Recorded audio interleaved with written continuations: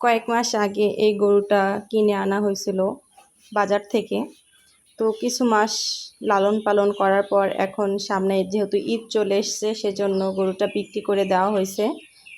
তো গরুটা বিক্রি করা হয়েছে মূলত গ্রামেই।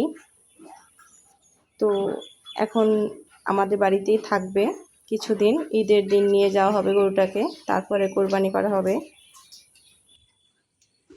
মাননীয় প্রধানমন্ত্রী শেখ হাসিনা নাকি বাজারে মাংসের দাম, মুরগির দাম, সমস্ত ফিট ভুসি সব কিছুর দাম কমিয়ে দিয়েছে, সেজন্য গরুর বাজার একটু কম।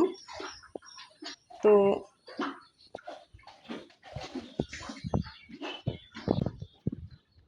গরুটা বিক্রি করা হয়ে গেছে। দেখি আপনারা বলতে পারেন নাকি গরুটাতে কয় মণ মাংস আছে আর কত এখনকার বাজার অনুযায়ী গরুটার দাম কত, অবশ্যই কিন্তু কমেন্ট করে জানাবেন।